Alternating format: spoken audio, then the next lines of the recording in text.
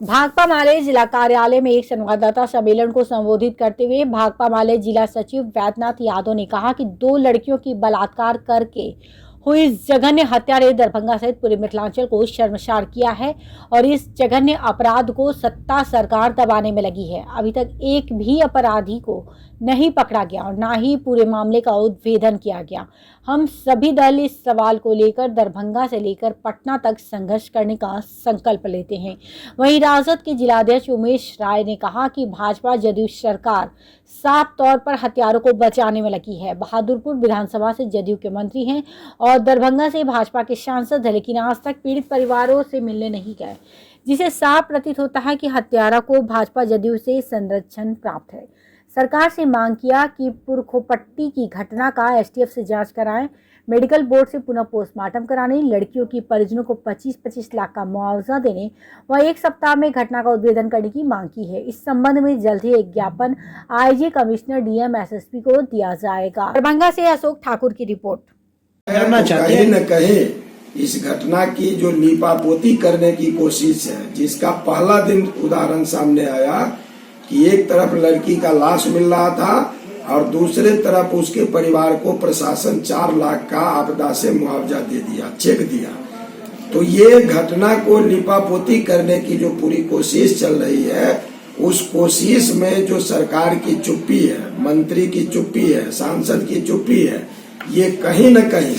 यह बात सामने लाता है कि ये अपराधियों की बचाने की कोशिश चल रही है और इसलिए इनकी चुप्पी अभी तक बरकरार है। आगे की क्या रणनीति है? सिवाय सिर्फ आंदोलन होगा या कोई मजबूत, कोई कठोर कदम आप लोग उठा रहे हैं? हम लोग आने वाले दिनों में सबसे पहले तो हम लोगों ने कल बात किया कि डीआईजी, एसपी, डीएम को हम लोग एक ज्ञापन देंगे कि एसटीएफ का गठन करके उच्च स्तरीय जांच करिए, दोषियों की गिरफ्तारी हो, सजा मिले। ये प्रशासन को ज्ञापन देने के साथ ही फिर हम लोग ये तय किए हैं कि इस लड़ाई को मुकम्मल तौर पर हम लोग लड़ेंगे और जरूरत पड़ेगा तो एक बड़े आंदोलन दरभंगा में हम लोग खड़ा करेंगे और दरभंगा की आवाज पटना के विधानसभा में भी गूंजेगी। इस दिशा में हम लोग अब संकल्प लिए और उस हत्या के बारे में अभी तक मैंने 16 तारीख को लड़की 15 के शाम में गायब हुई है और आज हो गया आपको मैंने 29 तारीख, 14 दिन गुजर जाने के बाद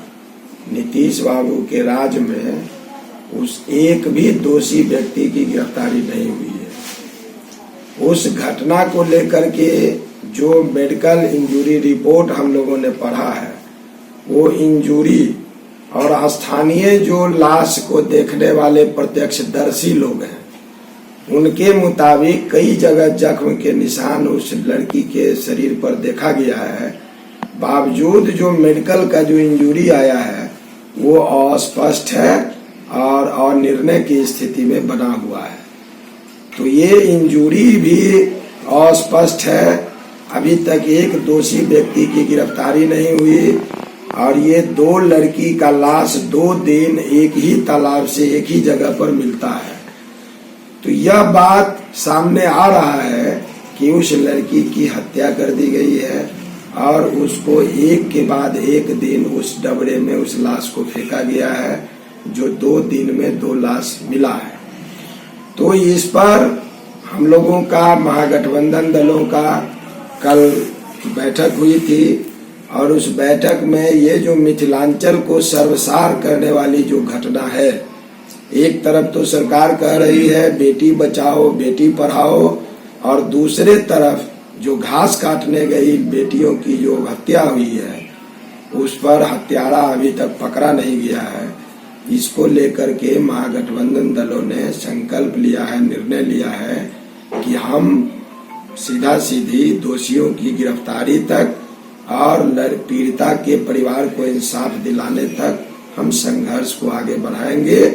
और इससे संबंधित हम महागठबंधन के लोग ये जो 2-3 सवाल हैं इंजरी को लेकर के, उस घटना को लेकर के जो प्रशासनिक लेट लतीफीपन है, इस पर हम तत्काल एसटीएफ का गठन कर उच्च स्तरीय जांच शुरू करने की मांग को लेकर के हम उच्चाधिकारियों को ज्ञापन देंगे और इस सवाल पर जो सरकार की चुप्पी है, भाजपा जदयू की चुप्पी है, जो बहुत ही खतरनाक है, इस चुप्पी को सरकार तोड़े, नहीं तो दरभंगा एक बड़े आंदोलन को सामने लाएगा और बड़े आंदोलन के जरिए हम दोषियों पर भी कार्रवाई करेंगे और ये सुशासन बाबू का भी पोल हम पूरी तरह से आवाम में खोल करके रखेंगे। सर दो हत्या और लाश को पानी में फेंक देने का है।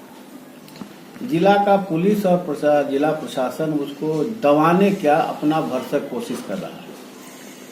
इस तरह से अगर अन्याय चला तो गरीबों का जीना दूभर हो गया है। वहाँ घास काटने या मवेशी पालना या जीवन जीने का उन लोगों के लिए दुश्वार हो गया है। अब कैसे जाएगा?